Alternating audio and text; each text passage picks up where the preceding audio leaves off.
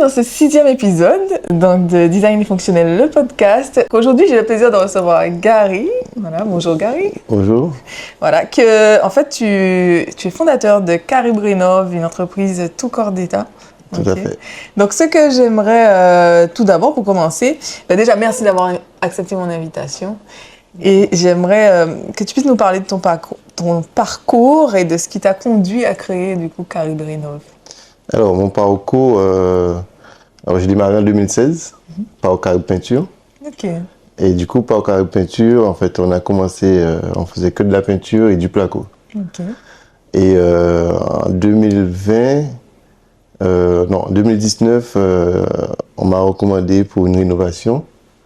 Et du coup, j'avais déjà fait ma formation en tant que tout corps d'État. Okay. Alors du coup, en 2019, on m'a recommandé, j'ai réfléchi. Et à ce moment, en 2020, j'ai créé Caribrinov. Entendu. Et j'ai géré les deux entreprises, Carib Peinture, Caribrinov. Ok. Et par la suite, j'ai lancé l'équipe et j'ai fermé Carib Peinture et on a gardé Caribrinov. Ok, tu as trouvé ce qui te plaisait vraiment, c'est plus justement tout corps d'État. Alors oui, c'est plus la rénovation et ce que j'aime vraiment dans ce métier, c'est que c'est de voir le avant et le après. Ça, j'admire. C'est pour ça que je fais pas mal de photos avant et après, c'est pour voir les finitions et comment c'était. Qu'est-ce que ça donne au niveau du rendu. J'avoue, moi aussi, c'est ce que je préfère. Donc, on va se comprendre sur ça. Donc, du coup, ton entreprise, elle intervient sur, comme on disait, des projets tout corps d'État. En clair, donc, tu coordonnes plusieurs corps de métier, sur un même chantier. Est-ce que tu peux nous expliquer concrètement ce que ça signifie, en fait, et ce que ça change pour le client? Alors, du coup, ça change pour le client, en fait, au niveau d'avoir une seule personne qui gère tout le chantier et que le client ne passe pas par plusieurs entreprises. Et c'est important parce qu'en fait, je donne un exemple, faut coordonner tout le monde et c'est très difficile de la coordination ici. C'est très difficile parce qu'en fait, s'il y a le plaquiste qui passe, il faut appeler l'électricien, il faut appeler le plombier. Au bon moment. Au bon moment. Après, l'électricien peut te dire OK, mais le plombier n'est pas OK. Et quand le client passe par une personne, exemple par mois, Caribrinov, directement, on sait qu'on a affaire avec une personne et la personne va gérer tout le monde. Et les choses vont se dérouler au bon moment. Ok. Mais du coup, d'après ton expérience, c'est quoi la principale erreur que les particuliers font avant de lancer leurs travaux? Alors, l'erreur en général qu'on rencontre, c'est de sous-estimer les travaux. Ouais, j'avoue. De sous-estimer les travaux et le délai. Pour toi, c'est les deux grosses erreurs, les travaux et le délai. C'est vrai que moi aussi, c'est quelque chose que j'ai pu rencontrer comme problématique avec les clients. Et c'est pour ça que je lance Renomi, je t'en parlais, pour pouvoir justement que les personnes puissent estimer, avoir une idée du budget. Ça sert à rien de se dire j'ai 3 000 €, je veux refaire ma salle de bain, ma cuisine, ma chambre, et en fait la réalité est tout autre. Tu vois? C'est vrai. Donc l'idée c'est que la personne puisse se rendre compte, ça va coûter à peu près tant, comme ça je sais, soit je vais passer par la banque, soit en fait je vais revoir mes envies à la baisse, mais je vais pas te dire à toi, j'ai 3 000 €, je veux faire tout ça dans 3 000 €, et essayer de baisser ton devis alors que c'est pas possible. C'est vrai, on trouve des clients comme ça. En fait, avec un petit budget, de vouloir intégrer pas mal de choses. Ouais, c'est ça. Et exigeant. Et c'est pas toujours réaliste, en fait. C'est pas toujours réaliste. Et pour moi, la relation en plus avec ton client doit être gagnant-gagnant. C'est-à-dire, toi, il faut que tu vives quand même. C'est le but. Du coup, c'est vrai. Voilà, et tu lui rends service, entre guillemets. Et lui, il faut qu'il ait quelque chose à la hauteur de ses attentes. Tout à fait. Alors, on va commencer tout de suite dans le vif du sujet. Donc, quand on lance des travaux de rénovation, notamment, par où commencer? Tu vois, j'arrive là, ma salle de bain, je vais la refaire. Par où commencer? Alors, par où commencer? Alors, moi, quand on débute, qu'on va démarrer un chantier, il faut commencer par tout ce qui est par la démolition. Démolition, évacuation et de mettre en sécurité le chantier. Ok, donc ça pour toi, c'est la première étape, la toute première étape. Oui. de vider la pièce où on doit réaliser les travaux. Ok. Comme ça, on y voit plus clair. Et à ce moment, on commence à réaliser les travaux demandés. Ok, entendu. À partir de combien de corps d'État il vaut mieux, selon toi, passer par un maître d'œuvre ou, tu vois, une entreprise tout corps d'État? Alors, on peut avoir un maître d'œuvre, même si on n'a pas grand-chose à faire. Ouais, même si c'est genre juste la peinture. Même si c'est juste la peinture, parce qu'en fait, le maître d'œuvre, à ce moment, va gérer. Il va pouvoir gérer le chantier, et les délais, le planning. Pour moi, je trouve qu'il n'y a pas de nombre de qualité. Il n'y a pas de minimum pour toi. Il n'y a pas de minimum. Okay. Pour moi. Ouais, je me serais dit que bon, tu aurais peut-être dit que bon, si on doit gérer peut-être 2, ça va, mais à partir de 3... Non, pour moi, il n'y a pas de minimum. Pour moi, c'est en fait, si la personne veut maître d'œuvre, la personne peut prendre le maître d'œuvre pour gérer. C'est plus une question du budget de la personne. Après, c'est le budget. Ouais, et il y a aussi le temps. Parce qu'en vrai, si je veux le maître d'œuvre, je gagne du temps parce que je n'ai pas géré, comme tu disais, le planning, etc. Oui. Ça m'est... J'ai déjà eu ce cas-là, c'est d'avoir un maître d'œuvre pour que la peinture et le placo. D'accord. Okay. Et à ce moment, le chantier se déroule correctement, le suivi et le planning. Ok. Et c'est quoi d'ailleurs un bon suivi de chantier selon toi? Alors, un bon suivi de chantier, pour moi, c'est de mettre en place des réunions de chantier chaque semaine pour voir l'évolution du chantier et comment ça se déroule, s'il n'y a pas de problème. Et à chaque... on désigne un jour dans la semaine, ça peut être un jeudi, tous les jeudis, et on fait un point, exemple, tous les jeudis à 9h. Ok, tu penses une fois par semaine? Une fois par semaine, oui. Parce qu'après, quand c'est trop espacé, en fait, s'il y a un problème, à ce moment, on n'a pas le temps de voir le problème. Oui, je vois. En fait, on le voit trop tard. Trop tard. Alors, si c'est chaque semaine, on peut voir l'évolution, et à ce moment, s'il y a une modification, on peut réagir directement. Et tu dirais que 2 rencontres dans la même semaine, c'est peut-être trop, pas utile? Non, c'est trop. C'est trop. Alors, du coup, j'ai eu ce cas-là, en fait, un client qui passait... après, le client doit passer sur son chantier. Mais le client voulait 2 réunions, lundi et le vendredi. Et je lui ai dit à un moment que, en fait, c'est trop court parce qu'en fait, pour voir l'évolution, en fait, on met au moins une semaine. Okay. Parce que quand tu passes régulièrement, en fait, faut que toi, le chantier n'avance pas. Surtout dans les finitions. Les finitions, ça demande beaucoup. Alors du coup, de nous donner l'espace en moins d'une semaine. Ok, c'est vrai qu'ils ne voient pas toutes les étapes. Par exemple, je sais que parfois il faut laisser la chape plusieurs jours sécher, etc. Donc c'est normal que ça n'avance pas pendant 2 jours. Tout à fait. Si on est en train de laisser sécher la chape avant de mettre le carrelage, etc. Ouais, je vois. Okay. C'est pareil. En fait, c'est pareil que le placo aussi. Au moment de faire les bandes, alors du coup, tu as l'encollage. Il faut laisser sécher un jour. Il faut revenir le lendemain et faire une deuxième passe. Et après, il faut laisser sécher et de revenir un 3e jour. D'accord. Ouais, après, parce qu'en fait, c'est par étapes. Mais il faut suivre le protocole. Parce qu'après, sinon, ça commence à avoir des bulles au niveau des bandes. Et il faut vraiment respecter le protocole. Mais c'est compliqué de faire comprendre ça au client. Parce que le client, c'est de finir son chantier. Oui, le plus vite possible. Le plus vite. Oui, parce qu'en fait, on oublie, et je pense souvent les clients, ils vont oublier toute cette partie temps de séchage. Oui, c'est ça. Oui, c'est bête à dire, mais le temps de séchage, oui, ça fait perdre du temps. C'est très important. Et dans notre... ça me fait venir une question d'ailleurs. Dans notre climat actuel qui est humide, etc., tu dirais que ça sèche... Ça prend plus de temps pour sécher ici par rapport à l'humidité et tout, ou bien le fait qu'il fasse chaud, je ne sais pas si tu as fait des chantiers dans l'Hexagone, etc., que ça sèche plus vite. Alors, l'Hexagone, c'est autre chose. C'est différent. Après, ici aussi, ça dépend de quelle commune. Exemple, si on fait un chantier sur, exemple, Anse-Bertrand, et par rapport à Petit-Bourg, c'est assez humide. C'est au niveau de tout ce qui est le temps de séchage, Tu sens la différence. Tu sens la différence. C'est marrant quand même d'une commune à une autre dans le même pays. C'est vrai. J'ai fait un chantier à Saint-Claude, peinture extérieure. On commençait à travailler à 10h. Parce que le matin, il pleut. Il pleut jusqu'à 9h, même 10h, il pleut. Ok, ouais, tu es obligé de t'adapter au terrain, quoi. Tu es obligé. Alors du coup, il fallait déprogrammer au niveau des heures. Et en termes de séchage, en plus, à Saint-Claude, c'est humide. C'est humide. C'est très humide. Et même s'il fait chaud, mais il y a toujours l'humidité. D'accord.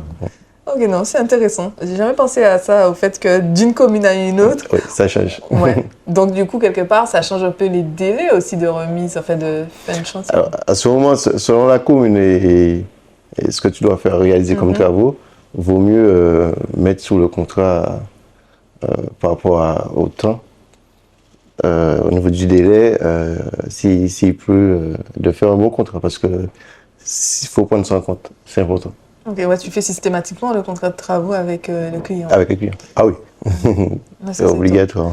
Ouais, mais il y en a qui ne le font pas, tu vois, même en tout corps d'état, etc.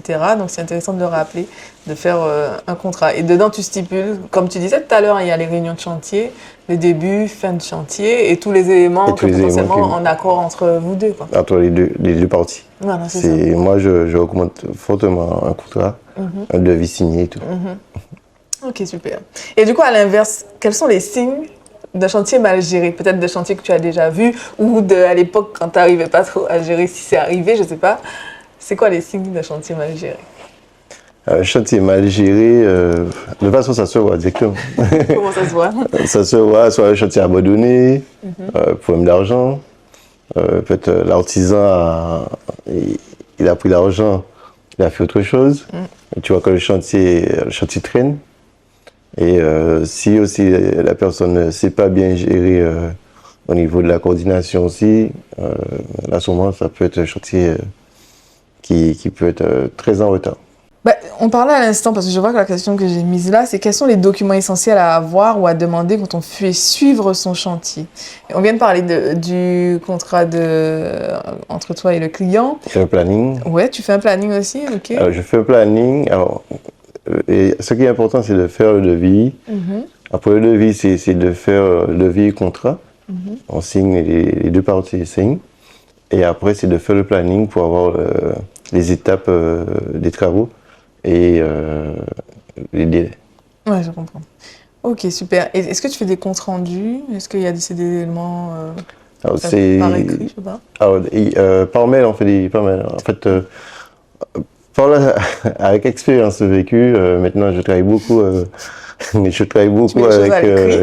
à l'écrit et surtout, on peut envoyer un message au téléphone, mais surtout de toujours faire un compte rendu au client par mail.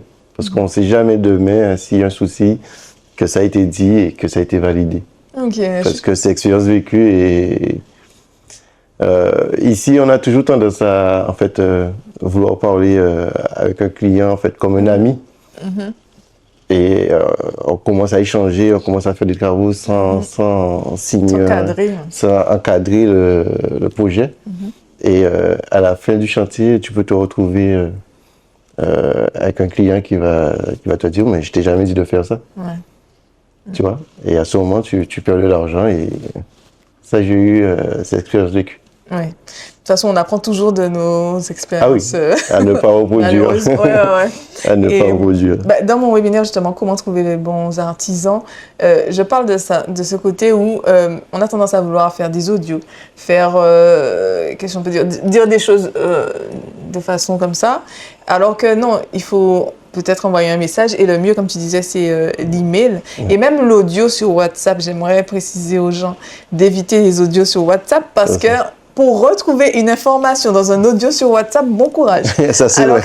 Non, mais c'est vrai. Ça, c'est vrai, c'est compliqué. À la limite, si tu l'as tapé sur WhatsApp, tu peux faire chercher, je sais pas, carrelage, et tu vas peut-être trouver l'info. Tu vas trouver l'info. Mais tu vas jamais retrouver l'info où tu as dit ce jour-là, en audio, à la personne, oui, donc il faut faire ça. Non, mais en fait, d'écrire, c'est mieux. De laisser même un message WhatsApp, mais il faut écrire. Faut laisser, c'est mieux que l'audio. Sans oublier les discussions sur WhatsApp en mode éphémère. Je ne sais pas si ça t'est déjà arrivé. Alors, il y a une chose que j'aime pas, et on discutait de ça il y a à peu de 2 jours, de voir des chefs d'entreprise avec des messages éphémères. Je trouve ça vraiment pas bien, parce que il y a des messages qu'on doit retrouver, il y a des choses qu'on laisse, des plans, même ça m'est arrivé de recevoir des plans et 2 ou 3 jours, je recherche et je vois que c'est un client qui fonctionne en éphémère. Et je trouve que c'est pas professionnel. Ça ne reste pas professionnel. Après, il faut que les gens sachent que normalement, tu peux changer de ton côté, enlever que la discussion soit éphémère de ton côté. Je savais pas. Mais c'est que quand on arrive sur la discussion avec la personne et qu'elle a mis en éphémère, en fait, on est automatiquement en éphémère. En fait, et si tu t'en rends pas compte que tu n'as pas changé, ouais, ça efface tout. Ça m'est déjà arrivé aussi. Ah, je savais pas. Et limite, tu vois, dans ma tête, je me dis, mais c'est moi qui a un problème ou quoi? Je suis sûre que j'ai envoyé ça. Et en fait, non, c'est en éphémère. Non, mais je trouve que ça reste non professionnel. Ok. Bon, c'était la petite aparté. Du coup, là, je vais rentrer aussi dans le vif du sujet. Est-ce que je peux modifier mes plans ou mon budget une fois le chantier commencé? Alors, du coup, on peut changer le plan, parce que c'est quelque chose que ça m'arrive un peu souvent. Alors, changer le plan, mais à ce moment, quand on change le plan, il faut refaire le devis et de valider avec le client si c'est OK pour le budget. Parce que, en fait, quand on change un plan, oui, ça change tout. si on retire des choses, ça va parce qu'on va descendre au niveau du montant du devis. Mais si on augmente, on modifie des choses sur le plan, et pour faire augmenter le devis, il faut s'assurer que derrière, en fait, financièrement, que ça correspond.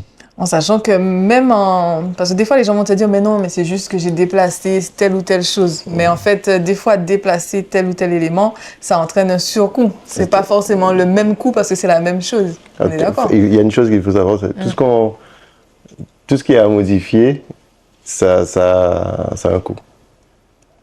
Ah oui, à modifier, oui. Ouais, tout ce qui est à modifier, et même au niveau du devis, au niveau du plan, en fait, il y a un coût. Okay. Mais c'est possible. Ok. À quel moment, toi, tu dis, non, là, monsieur ou madame, on peut plus bouger le plan? C'est quoi ta limite?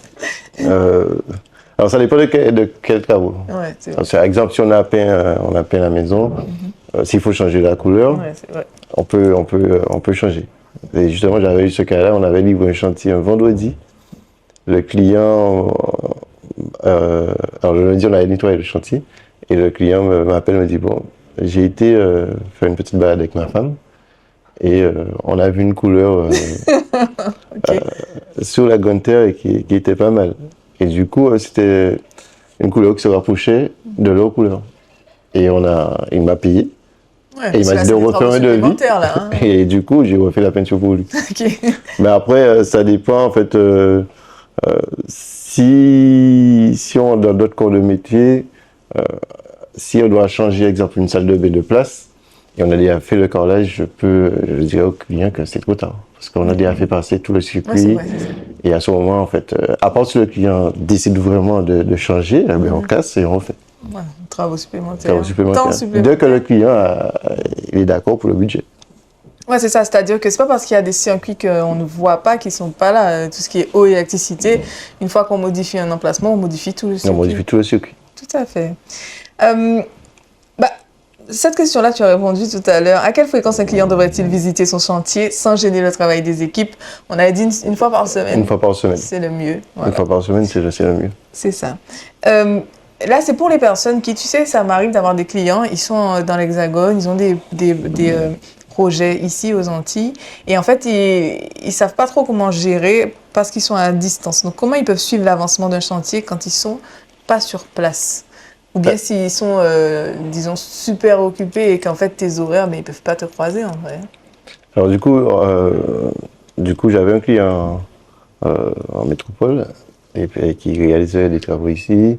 Alors, chaque semaine ou même c'était tous les 2 jours, mais chaque semaine, j'envoyais des photos pour lui ou des vidéos. Et à ce moment, si tu as quelqu'un de confiance aussi sur place, tu demandes à ce qu'on puisse se rencontrer et on fait des points en fait toutes les semaines. Ouais, une personne de confiance. Une personne de confiance. Voilà, et plus toi avec les photos. Avec les photos et les vidéos à l'appui et directement le client en fait voit son chantier et à ce moment tout se passe bien. Et est-ce que tu fais, tu vois, cette réunion de chantier, tu le fais avec la personne de confiance ou tu appelles le client aussi comment ça Alors, je peux faire avec la personne de confiance. Et sinon, des fois, en fait, si le client est disponible, on peut faire un appel vidéo. D'accord, ok. Comme ça, on fait une réunion à toi. Ouais, c'est ça. Ok, oui, donc c'est possible en vrai à distance. C'est possible. Il n'y a rien qui bloque à ce moment. Ok, et ouais, après ça va être juste que la personne paye dans les délais. Bon, après ça c'est valable pour tout le monde. C'est valable pour tout le monde. Ok. Comment un particulier peut éviter les dépassements de budget selon toi, quand tu regardes avec ton expérience? Alors, comment...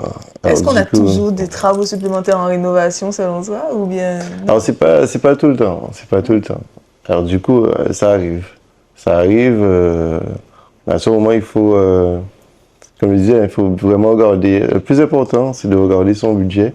Et même s'il y a des travaux supplémentaires, de prendre des conditions, si on n'a pas le budget, de prendre des conditions avec le client. Bon, monsieur Guillaume, on a signé un budget, mais je voulais modifier telle chose et est-ce que je peux vous faire un paiement plusieurs fois sur la modification, le travail supplémentaire, que de ne pas payer. Ok. Parce que ça arrive aussi qu'un client puisse modifier, mais après, il n'a pas le budget et c'est galère. Et tu n'as pas été prévenu, en fait, non? Alors, du coup, pour le règlement? Oui. Alors, pour le règlement, en fait, le client, des fois, en fait, il y a des clients, ça arrive de signer. Mais, bon, la chance pour moi, c'est que je suis tombé sur un seul client comme ça, depuis 2016, que le client avait signé et arrivé à la fin des travaux, que le client ne pouvait pas payer. Rien du tout? Alors du coup, on avait un travaux supplémentaire, on avait quand même 8 000 euros. Et du coup, jusqu'à aujourd'hui, le client n'a pas payé. Ouais. Ouais, non. Ça, c'est le plus compliqué. Oui, parce qu'on parle souvent comment trouver des bons artisans, mais comment trouver des bons clients aussi. Ceci dit, comme tu disais ça, je crois, au tout début, ou bien peut-être...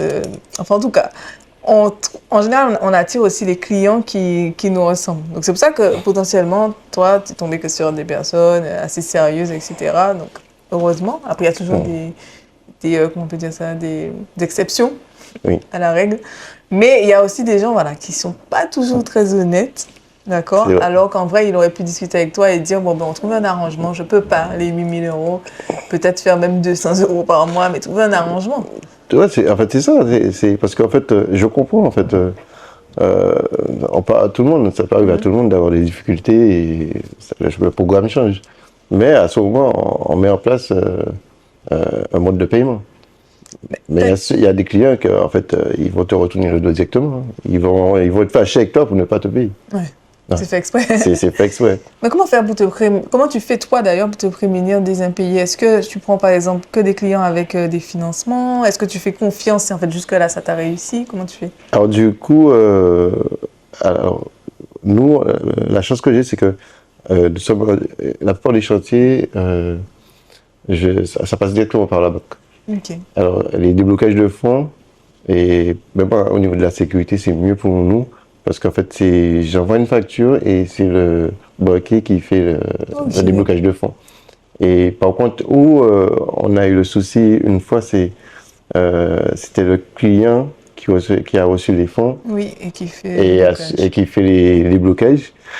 Et des fois, tu peux tomber sur un client qui va faire autre chose avec l'argent. Ah oui. En fait, le projet qu'ils ont accordé, ils vont faire autre chose. Et là, à ce moment, ils vont penser à eux et pas aux travaux. Oui, c'est ça. Et du coup, ça pénalise tout le monde après. D'accord, donc toi, la plupart de tes clients, c'est via la banque, quoi. Alors, du coup, ouais, 95%, je viens de dire qu'avec la banque. Ah ouais. Alors, ça, c'est le top. Au niveau de la sécurité, pour moi, c'est le top. Ok. Non, ça, c'est top.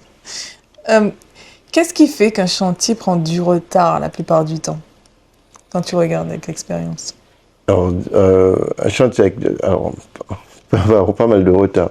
Alors, ça peut être un retard au niveau du client, ou ça peut être un retard au niveau de l'entreprise. Alors, c'est la coordination des fois. Si l'entreprise, au niveau de la coordination, c'est pas bien fait, c'est pas bien géré, à ce moment, ça va prendre du retard. Après, on peut avoir un retard au niveau du client. En fait, le client ne débloque pas les fonds. Mais Ouais, c'est ça qui m'en retient. le chantier on peut arrêter le chantier. Toi, tu avances pas les travaux sans les fonds. Alors, du coup, moi, en fait, au début, je demande 50%. Ok. Avant, c'était 30%. Mais en fait, les 30%, je trouve que c'est trop faible. Ouais, ça couvre peut-être que les fournitures et encore. Ouais, parce qu'en fait, et ce que je dis toujours aux clients, ils vont regarder que l'achat des matériaux. Mais quand tu demandes les 50%, en fait, t'as les salariés qui travaillent, C'est vrai. t'as les matériaux, t'as les voitures en circulation, il y a de l'essence, il y a tout. En fait, la société a ses charges qui continuent à tourner. Et en fait, il faut, entre guillemets, un peu entretenir ce fonds de roulement, quoi. C'est ça? Pour entretenir, c'est important. Et il y a des fois, on voit directement, c'est le chantier et matériaux uniquement. Mais derrière, il y a plein de choses. Ok. Quelles sont les erreurs les plus coûteuses que tu vois régulièrement sur les chantiers? Alors, les erreurs, en fait, c'est... Alors, du coup, c'est au niveau de tout ce qui est aménagement, en fait. Quand il faut aménager, en fait, on passe dans la partie cuisine, la partie sanitaire. Ça demande un bon budget. Alors, je peux prendre un exemple. Si un client, en fait, on avait signé pour du standard, et à ce moment, le client change d'avis, il passe sur un autre produit, ça, c'est coûteux. Au vu de ton expérience, j'aimerais savoir, est-ce qu'un chantier peut vraiment être livré dans les temps, tu vois, sans stress et tout, ou bien est-ce que c'est un mythe? Alors, un chantier dans les temps, mais en fait, comme je disais, en fait, c'est d'avoir une bonne coordination et que tout le monde puisse travailler comme il faut. Donc c'est possible. C'est possible. C'est ça ma question. C'est possible. Ça t'arrive? Ça m'arrive. Même avant. même avant le délai. Ah ouais, donc avant le délai, ouais. Si en fait tout le monde suit correctement, en fait le chantier se déroule bien, sans intempéries. Au niveau des matériaux, on arrive à avoir au niveau du fournisseur notre commande, tout se déroule bien. Ok. Tu dirais que comment quelqu'un justement peut bien se préparer à son chantier? Qu'est-ce qu'il faudrait qu'il fasse? Alors, bien se préparer au niveau du client. Alors du coup, c'est de faire un bon point et de rassembler toutes les informations entre le client et l'entreprise et que tout se passe bien après. On en parlait tout à l'heure hors enregistrement. Tu me parlais aussi du fait que pour toi, avoir des plans, c'est beaucoup mieux pour être prêt justement à se lancer. Alors, c'est pour ça que je demande toujours aux clients de faire un plan parce qu'en fait, c'est mieux de se projeter et du coup, c'est mieux aussi pour l'entreprise de travailler. Comme ça, à ce moment, on sait directement quoi faire. Oui, c'est plus clair pour chacun. C'est plus clair pour chacun. Qu'est-ce que, on en parlait un petit peu tout à l'heure, qu'est-ce que les clients ne voient jamais, mais en fait, ça fait vraiment toute la différence sur un chantier? Des choses que tu fais que les gens ne s'en rendent pas compte, mais ça fait la différence. Alors, la préparation et finition. Ok. Parce qu'en fait, ils vont voir exactement tout ce qui est gros œuvre, c'est ça. mais ils ne vont pas voir derrière tout ce qu'il y a en finition. Alors du coup, et la finition, ça prend plus de temps. Et du coup, à ce moment, ils vont croire que le chantier traîne. Mais en fait, le chantier ne traîne pas. Tu as des exemples, par exemple, concrets que tu peux nous dire, que tu fais en finition qu'on ne se rend pas compte? Ben justement, pour qu'ils puissent se rendre compte. Alors, du coup, si je prends un exemple sur la peinture, alors je peux peindre un mur et le client va voir directement, ben, j'ai mis la couleur directement sur le mur. Mais en fait, il faut découper la couleur entre par exemple, si tu mets ton mur en rose et le plafond est en blanc, mais ils vont voir directement que tu as fait le rose, mais ils ne vont pas voir à quel moment que tu as fait le découpage de couleurs, entre les deux couleurs. En fait, le client aime voir en fait, tout ce qui est costaud, en fait, tout ce qui est gros œuvre. Sans oublier qu'avant la couleur, mais peut-être que tu as mis une peinture d'accroche, ensuite que tu as remis. Il y a eu le lissage des murs. Ouais, il y a eu le lissage. Il y a eu le ponçage. Oui. Et après le ponçage, il y a eu une couche d'impression. Et après la couche d'impression, il faut toujours vérifier s'il n'y a pas eu des perfections à rectifier. Et après, tu as les 2 couches de finition. Voilà, c'est ça. Tu vois? Tout Mais ça, en fait, c'est par étapes. Mais le client le voit. En fait, le client, c'est directement, ben, moi, j'ai choisi cette couleur-là, je dois avoir ma couleur. Mais c'est comme les salles de bain, tu appliques aussi parfois des produits d'étanchéité, ça c'est du qu'on voit pas. En fait, on se dit, mais pourquoi il a toujours pas posé le bac à douche là? Et du coup, comme je dis toujours, il y a un protocole à suivre. Oui, c'est ça. Mais après, bon, en tant que professionnel, tu sais exactement. Et il faut expliquer au client, en fait, de prendre le temps et d'expliquer au client, ben, en fait, on va faire ça, on va faire ci. Ouais, c'est vrai, c'est important. Et que le client puisse savoir aussi, directement. Et même demain, s'il y a quelqu'un qui passe de la famille au niveau du client et la personne demande, mais est-ce que l'artisan, il a fait telle chose? Ben, tu vas pouvoir répondre aussi que oui, il a fait. Ah oui, c'est vrai. C'est important de dire, en fait, au niveau des étapes. Ok, toi, tu expliques les étapes Moi, en début de chantier. j'explique toujours, en fait, même dans les réunions, en fait, Ok. les étapes et ce qu'on va faire. Je dirais pas directement, ben, on va directement à la finition. Ok. Je dirais, bon, ben, il y a telle chose à faire et c'est par étapes. Ok, non, ça c'est super parce que c'est un peu comme si tu leur tiens un peu la main et ils savent en fait ce que tu fais. On n'est pas dans le flou. C'est pas juste, bon, ben aujourd'hui on pose le carrelage. Non, c'est ok, il y aura la chape, il y aura peut-être de l'étanchéité, il y aura les joints. Ça aussi, le carrelage, c'est en étant dans le métier que je me suis rendu compte de ça, que c'est pas on met du carrelage, on a fini. Il faut donc la chape qui sèche, il faut ensuite mettre la colle, mettre les carreaux. Et c'est vrai. Le joint, ça viendra après. Ensuite, il faut. C'est quand même. C'est vrai. Non, mais il faut toujours expliquer au client, en fait. Je trouve que c'est important d'expliquer au client, en fait, les étapes de chaque corps de métier, en fait. Ce que tu vas faire. Ouais, non, je suis d'accord. Mais du coup, comment tu gères la coordination entre les différents corps de métier pour que tout se déroule dans le bon ordre? Je pense avec l'expérience maintenant. Non, mais c'est avec l'expérience. En fait, au début, c'était un peu plus compliqué, mais maintenant, avec l'expérience, je sais chaque étape, en fait, qui doit intervenir.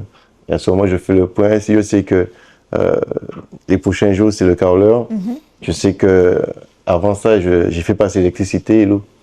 En fait, avant, et je sais que je fais le point avec l'électricien et avec le plombier. Et en même temps, je fais le point avec le carreleur. Et à ce moment, en fait, la coordination. Ouais, c'est parce que tu as dans ta tête, toutes les étapes du projet. Et en fait, c'est comme ça que tu arrives à concevoir, ok, je sais que lui, il doit passer à tel moment. Je sais à quel moment qu'il doit passer. En plus, des fois, il repasse 2 fois. Parce que, par exemple, tu parlais du placo tout à l'heure. Il va mettre les rails, il va mettre peut-être la première face de placo. Et en fait, il faut que l'électricien passe. Voilà. On met la deuxième face. Le plaquiste repasse et il fait l'isolation et il met la deuxième face. Exact. Et on doit refaire passer l'électricien parce qu'il faut qu'il fasse sortir ses câbles. Le plombier aussi, il doit faire sortir les attentes au niveau de la tuyauterie. Et après, bon, le peintre passe pour faire le peintre et le bandeur, il passe pour faire les bandes et la peinture. C'est ça. Pour moi, c'est ce qui est le plus délicat quand on veut le faire soi-même, justement, son suivi de chantier.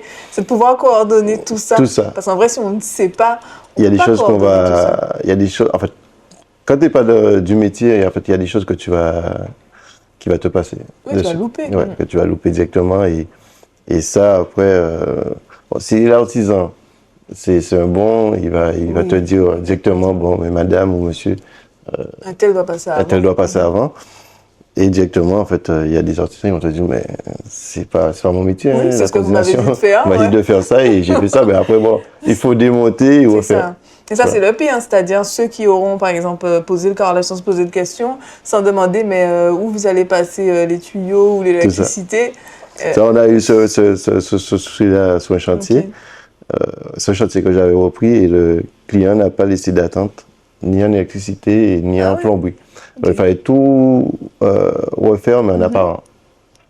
Et esthétiquement, c'était pas top. Ou sinon, il aurait fallu qu'il paye plus, en fait, pour tout refaire. Il faut casser et refaire. D'accord. Justement, qu'est-ce que tu aimerais que les clients comprennent avant de signer un devis? Le délai. Le délai. C'est le délai de tomber d'accord vraiment sur ce qui a réalisé. Ok. C'est ça. Mais sinon, le délai, c'est important. J'aimerais qu'ils comprennent les délais. Ben ouais, ben on va le répéter, voilà. Il y a des délais. Ouais, Hein? On ne peut pas se réveiller un matin et demander que la salle de bain dans une semaine soit terminée. C'est vrai. Ah, ça, c'est beaucoup de pression. Oui. Ça, c'est beaucoup de pression. On a des clients comme ça, en fait, avec la pression, mais tu vois, parce que ça demande beaucoup de concentration. Ça dépend de quel poste. Et du coup, quand tu presses un artisan sur ce qu'il fait, eh ben, tu peux avoir des loupés. Ouais, c'est pas dans la pression qu'on fait les choses le mieux, quoi. Ouais. Ouais, il peut y avoir des oublis, etc. Et surtout sur, j'imagine, des gros chantiers quand même. Ouais, sur des gros chantiers, ouais, il y a beaucoup de pression. Parce qu'il faut pas, il y a des choses à ne pas oublier, quoi, dans toute cette coordination. Non, il faut vraiment ne pas mettre la pression. Pourquoi les devis semblent-ils toujours exploser une fois que les travaux ont commencé? J'ai fait cette question un peu particulière. Mais c'est qu'en fait, des fois, on se retrouve avec tu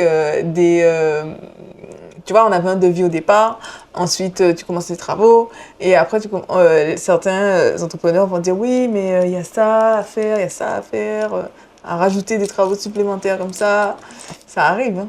Alors ça arrive, mais en fait, les travaux supplémentaires, je suis d'accord, mais en fait, c'est normal que le prix augmente aussi. Sur un Oui, s'il y a des travaux supplémentaires. S'il y a des travaux supplémentaires, c'est normal. En fait, parce que des fois, l'artisan n'a pas prévu tel ou tel élément et on se retrouve à devoir payer plus alors que le devis, comme tu disais tout à l'heure, était attractif au départ. Toi, c'est des choses qui arrivent. C'est pour ça qu'il faut bien faire. Il faut faire le point directement au départ avec le client pour vraiment savoir en fait, être au clair encore. Au clair, en fait, tout ce que le client ce qu'ils veulent, tu vois. Et à ce moment, tu fais un devis par rapport aux travaux demandés. Et après, tu peux avoir des travaux supplémentaires, il n'y a pas de souci, ça arrive. Oui. Mais de départ, il faut faire un bon point. Donc on est d'accord que si par exemple, c'est d'ailleurs pour ça que mon métier existe, si par exemple on a fait des plans, qu'on est au clair, etc., que toi quand tu fais ton devis, en fait tu fais un devis sur quelque chose de plus concret et de plus clair. Plus clair. Donc du coup, il y a peu de chances, à part certaines rénovations, ça arrive qu'il y ait des travaux supplémentaires parce qu'il y a des imprévus, on a cassé une dalle, et on se rend compte de tel ou tel problème, mais sinon en vrai, si c'est bien préparé en amont, on a rarement en fait des travaux supplémentaires. Si c'est bien préparé, ouais. C'est pour ça que en fait c'est pour ça que je demande toujours de faire un plan et sur le plan en fait c'est plus clair. D'accord. D'ailleurs, comment la personne peut savoir si son devis est réaliste ou bien si il est sous-évalué? Parce que c'est ça, des fois, on a des devis, ils sont sous-évalués.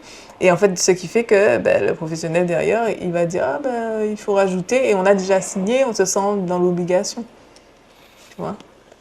En fait, un devis sous-évalué, après, ça coûte cher. Oui, c'est ça. Parce qu'en fait, ça coûte cher pour les deux. Parce qu'en fait, le client va te dire que c'est pas son métier, c'est à toi c'était à toi de voir ce qu'il fallait faire et ce que tu dois mettre sur ton devis. Et tu peux te retrouver à faire un chantier et à la fin du chantier, tu peux te retrouver à moins 2000, moins 3000. Et là, à ce moment, ça fait mal. Ouais. Parce que c'est au moment que le client signe, tu peux tomber sur un client qui va te dire directement que c'est toi le professionnel. Alors si tu t'es si tu t'es trompé sur le prix, c'est de ta faute. Et à ce moment, tu dois te débrouiller pour faire le chantier de la personne. Oui, bon, après, en vrai, légalement, si ton devis, par exemple, disait 30 mètres carrés de carrelage, alors que c'est 60, tu t'es trompé, certes, mais en vrai, ton devis, il est au prix de ce que... Tu vois ce que je veux dire? Oui. Donc, après, c'est de refaire le point avec le client. Ouais. Tranquillement, de dire au client que j'ai oublié ça. Moi, j'ai déjà eu ce problème-là, en fait. J'ai fait un devis, on l'a validé, et à ce moment, en fait, j'avais oublié de mettre une porte. Mais après, j'ai dit au client, en fait, sur le devis, que j'ai oublié de mettre une porte et que je vais rajouter sur le devis. Et ça va se passer. Et ça va se passer. Ouais. Non, c'est vrai qu'il faut une bonne communication, une bonne relation avec le client. Oui. Et que les clients honnêtes, ça va, ça passe. Mais ce que j'ai envie de dire aussi, pour éviter justement les devis sous-évalués, en vrai, il faut faire 3 devis. tu fais plusieurs devis avec plusieurs entreprises et ça te donne une idée du prix du marché. Et comme ça, si par exemple ton devis est super bas, il faut peut-être se poser des questions. Se poser des questions dessus. Ouais. Sur moi, ouais. Alors, on trouve, il y a des clients qui ils font toujours des fois en fait des 3 devis et à ce moment ils vont comparer si ça reste cohérent. Après, s'il y a un devis trop bas, là il faut se poser des questions ou se rapprocher pour prendre des informations sur cette entreprise. Ouais, c'est clair. Parce que tu peux avoir un devis pas trop cher, mais c'est un bon artisan. Aussi. Parce qu'il y a des gens qui ne savent pas faire les prix aussi. C'est vrai. C'est vrai. Il y a des gens... Non, mais c'est vrai. J'ai eu ce cas-là. Le gars, il m'avait fait un... C'était un sous-traitant, il m'avait fait un devis. Et du coup, je me suis dit, mais... Oui, comment il se paye Comment il se paye, tu vois. Et c'est parce que je connaissais. Je connaissais, en fait, j'avais déjà vu ses travaux. Je me suis dit que... Et je lui ai dit ça après. Je lui ai dit que il est pas cher, tu vois, et comment il fait. Et après, bon, là, il a enregistré ses prix. Il a enregistré ses prix. Mais bon, il y a des fois aussi, tu peux trouver pas cher. Et il y a des clients qui courent vraiment, en fait, sur le pas cher. Et après, on t'appelle pour faire le chantier. On connaît, bon marché qui a coûté cher. Qui a coûté cher. Et à ce moment, mais qui a coûté très cher. Parce qu'il faut payer 2 fois. Ouais, j'avoue. Ouais. Sans oublier s'il faut démolir, il faut payer la démolition. Il faut payer la démolition, il faut payer l'évacuation. Et tu payes très cher. C'est quoi pour toi un client mauvais payeur? Ah, mais ça se voit. ça se voit. C'est un client mauvais payeur, en fait. Le client, en fait, te raconte beaucoup de choses. Okay. Tu vois, le client te raconte beaucoup de choses, te fait croire beaucoup de choses. Et là, tu peux te dire, bon, là, c'est pareil, tu te poses des questions, tu te dis, ce client-là, ça, je suis sûr qu'il y a quelque chose derrière. Ok. Ah, ben, j'ai eu le temps avec 2 clients comme ça. Ça, je connais. Non, tu les vois arriver de loin. Ah, je les vois arriver de loin. C'est le client, ah, je veux ci, je veux ça, je veux ci. Ah, non, je dois avoir tout ça. Il te raconte plusieurs choses en même temps. Et à ce moment, en fait, derrière, tu prends un coup. Ah, c'est marrant que tu aies un peu cette sensibilité, ouais, pour détecter ce genre de profil. Ça, c'est vrai. En fait, ils ont des traits communs, tu dirais. Oui, ils ont des traits communs, en fait, et ils se ressemblent. Ils se ressemblent. Ils se ressemblent, tu vois, mais au niveau de la discussion, marrant. Tu vois. Okay. Du coup, on aurait dit qu'ils ont été à l'école pour ça, et ils ont appris ça. Ok, c'est toujours le même processus, quoi. C'est vrai, toujours le même processus à raconter les mêmes choses et. Ok. Ça, mais après, avec l'expérience, tu peux éviter. Ok, ah, c'est intéressant. Non, mais je ne savais pas qu'il y avait des profils, mais ok. Non, c'est vrai, ça je connais. Tout à l'heure, parce qu'on arrive sur la fin de ce podcast, tout à l'heure on va parler de la partie Bring Your Home, tu sais, où tu amènes quelque chose de chez toi. Avant de parler de ça, j'aimerais savoir justement quelle a été ta pire expérience de terrain et comment tu t'en es sorti. Alors, la pire expérience. Oui. Je pense que je n'ai pas eu. Ah ouais? Non. Sur les chantiers, alors qu'est-ce que j'ai eu? Alors, je ne me rappelle plus, mais je sais que j'ai déjà eu quelque chose et du coup... après, il y a ce que tu me racontais tout à l'heure sur, on ne va pas citer de nom, mais récemment, tu dirais que c'est... Alors du coup, moi, en fait, la pire expérience, si on peut parler de ça, c'est le client qui j'ai fait le chantier et n'avait pas payé. Oui. Ah bah oui. Le client n'a pas payé et du coup, il fallait payer mes prestataires. Et du coup, j'ai dû assumer derrière parce qu'ils n'ont rien à voir de ça. Et j'ai payé tout le monde et malheureusement, en fait, j'ai pas eu mon argent, mais bon. Mais tu t'en es sorti. Je sais que il faut remonter la pente parce qu'en fait, un client qui ne paye pas à la fin des travaux et tout, c'est dans la caisse de l'entreprise que tu vas jouer. Et quand tu vas jouer dans la caisse de l'entreprise pour payer les prestataires ou autres, tu mets en difficulté peut-être un autre chantier. C'est ça. Et si derrière il n'y a pas une bonne gérance pour essayer de restabiliser les choses, ben, tu coules. Ouais, j'ai connu un ami comme ça m'a beaucoup touché, son entreprise a coulé. Pourquoi? Parce qu'il a fait confiance au client qui disait qu'il allait le payer, etc. Et il n'a jamais été payé. Et en fait, une chose en entraînant une autre, ben, tu coules. C'est compliqué, hein? Oui, Non, c'est compliqué, tu vois. C'est pour ça que, bon, tu peux faire confiance, mais en vrai, ça n'exclut pas ça n'exclut pas le contrôle. Le contrôle. Et le truc, c'est que, et c'est ça aussi pourquoi j'ai créé ce podcast, parce que moi, j'aime bien travailler avec les artisans. Je vois comment ils sont le cœur à l'ouvrage, comment vous êtes aussi parfois très, comment je dis ça, arrangeant. Comment, surtout en Guadeloupe, je trouve, vous allez faire des choses pour les gens ne s'en rendent même pas compte. Vous allez offrir certaines choses, etc. Et moi, je disais à un de mes amis entrepreneurs, justement, de ne pas non plus trop en faire, parce qu'en vrai, la personne ne s'en rend pas compte. Et du coup, après, toi, tu viens lui reprocher, mais oui, mais j'ai fait ça pour vous, j'ai fait ça pour vous, et maintenant, vous réclamez ça. Ben, en fait, vu qu'on sait maintenant comment les clients, des fois, sont, à réclamer des choses, des petits détails, alors que toi, tu as déjà donné beaucoup, moi, limite, je dis, tu ne donnes pas plus. Enfin, ça dépend, mais je veux dire, tu vas plutôt dire, bon, on peut faire ça, c'est temps. Si la personne ne peut pas payer, tu ne fais pas. Ouais. Parce qu'au final, c'est ton temps, ton énergie, et après, derrière, la personne, ben, des fois, ils ne s'en rendent même pas compte, et ils viennent tirer sur la corde. Ouais. Ouais. Et du coup, ici, on a... Parce qu'en fait, ici, nous sommes un peu plus... C'est plus arrangeant, tu vois. En fait, on va faire des choses en plus pour un client. Peut-être pas grand-chose, mais on va toujours ajouter quelque chose qui est en plus de vie. Et à ce moment, mais, de bon cœur, tu vois. C'est ça. Mais il y a une chose qu'il faut toujours retenir, et avec l'expérience aussi, c'est que tu peux faire pas mal de choses pour un client. Au moment que le client doit tirer sur la corde, le client va tirer sur la corde. Et le client ne va pas regarder que l'entreprise, il m'a fait ça, il ne m'a pas demandé d'argent, il m'a fait ça, il ne m'a pas demandé d'argent. Mais s'il y a une chose qui se passe très mal sur un autre élément, à ce moment, le client ne va pas regarder ce que tu as déjà fait. Le client va tirer la corde. C'est pour ça que, bon, je ne dis pas qu'il ne faut pas donner, mais non, mais il faut un juste milieu.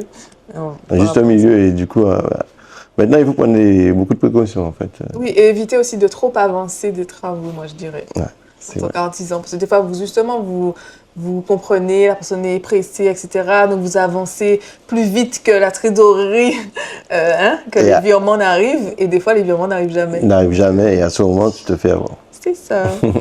Donc, OK. Et en termes de pire expérience, moi, j'ai envie un peu de parler de ce que tu as vécu récemment avec une cliente récemment par rapport à l'entrepreneur que tu as vu venir récupérer des éléments sur le chantier. Alors, ce dossier que j'ai... Alors, on a eu le temps de discuter, mais j'ai pas tout les informations. Ah, tu n'étais pas présent? Alors, j'étais présent par rapport à ce qui s'est passé. Oui, en fait, l'entrepreneur qui... Non, je voulais juste que tu puisses raconter ce qui s'est passé. Les détails. Peut-être pas dans les détails, mais tu m'as raconté 2-3 choses quand même. Alors, du coup, en fait, ce chose, c'est que, comme je t'ai dit, ce chose, c'est que j'ai repris. Et l'entrepreneur, en fait, il n'a pas fait les travaux de la personne. Oui, il a beaucoup traîné. Il a beaucoup traîné, et du coup, il n'était pas compétent aussi. Il n'avait pas de personnel. Et du coup, il est venu sur le chantier. Et il a récupéré, alors, entre parenthèses, il a dit que c'était son carrelage. Alors moi, j'ai pas l'information, si c'est à lui, si c'est au client. Et il est venu avec une équipe pour récupérer le carrelage. Et ce jour-là, j'ai pas eu peur, j'ai eu peur pour le client, mais il est venu récupérer le carrelage, et à ce moment, le client a fermé la porte, et lui, à ce moment, il a soulevé le carrelage pour l'agresser, agresser le client, et à savoir que c'est lui qui est en tort. C'est ça. Ouais, donc, je trouve que à ce moment, tu dois te faire petit et de faire un point avec le client. Ouais, t'es en tort, tu restes en tort, tu fais le point avec le client et d'essayer de terminer les choses correctement.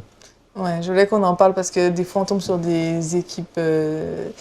des mauvaises équipes, entre guillemets, je dirais, parce que bon, après, chacun a toujours trouvé ses raisons, ses excuses, etc. Mais d'en arriver jusqu'aux mains, je dirais, ben, ça a été loin, quoi. Ça a été trop loin, en fait. Ça a été trop loin, dommage, et c'est dommage. Il faut mieux arrêter très tôt. l'hémorragie que de poursuivre et que ça explose. C'est clair. Mais bon, comme tu as repris le chantier, tout ira bien. Voilà. Là, ça va. Oui, vous allez. Ça va, ça se passe très bien. Donc, on va arriver à la partie où j'aimerais que tu puisses me donner quels sont les 3 conseils que tu donnerais à quelqu'un qui se lancerait demain dans des travaux de rénovation complète de son logement pour la première fois. Si tu as 3 conseils à lui donner. Alors, les 3 conseils. Alors, le premier conseil, c'est de trouver une bonne entreprise. Une bonne entreprise, de faire un bon devis et de prendre, surtout, pour moi, en fait, c'est de prendre un architecte, quelqu'un qui puisse dessiner le projet et Ou architecte d'intérieur. Ou architecte d'intérieur. pour en fait vraiment se projeter et de savoir quoi faire, parce qu'en fait il y a des gens qui connaissent rien en fait du métier et ils se lancent directement dans des achats d'appartements et tout, mais ils connaissent rien.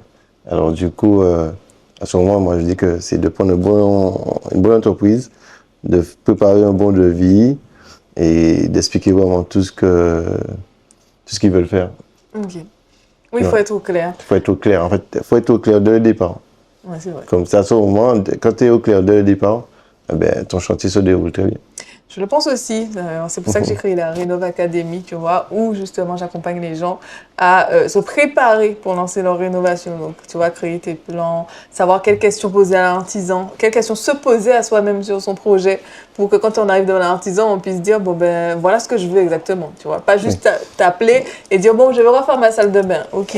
Et c'est là que toi, tu commences à dire, oui, mais du coup, vous voulez refaire quoi? Le carrelage au sol? Non. Le carrelage au mur? Non. Déplacer la baignoire? En fait, il faut que ça soit clair. Ça soit clair. Parce qu'il y a des clients, ils vont t'appeler, en fait, arriver sur le chantier, je veux rénover. Oui, Ben, voilà. je veux rénover quoi? C'est pas clair. C'est pas clair. Alors du coup, vaut mieux si on n'a pas trop d'informations ou si on ne s'y connaît pas trop, de prendre quelqu'un pour t'accompagner. Ouais, clarifier tout ça. Clarifier tout et de mettre au clair. Je veux rénover, hein, c'est marrant. Oui, je veux rénover quoi? La maison. La maison, ok. D'accord, mais en fait, très précis, tout ça. je vais rénover non, mais on tombe sur des clients comme ça. Ok. Alors, du coup, mais bon, ça se voit exactement quand c'est un client qui a l'habitude de rénover. Ouais. Si c'est un client, c'est la première fois. Ok. Et après, quand c'est la première fois, bon, en tant que professionnel aussi, c'est d'accompagner le client, en fait, donner des C'est idées, notre d'échanger, tu vois, en tant que professionnel. Ok, c'est top. Juste avant la partie Bring Your Home, il y aura la question d'une auditrice de ma communauté, en fait. Elle s'appelle Jessica, elle est de Capesterre-Belle-Eau. Et elle dit j'ai un drain à faire. Avant cela, j'ai érigé un mur de soutènement avec des barbacanes. Cependant, toutes mes barbacanes ont été bouchées par autrui avec du béton. Quel type de drainage puis-je faire dans ce cas? Alors, du coup, si la personne a rebouché et c'est visible, alors il suffit de refaire, de repercer. Okay.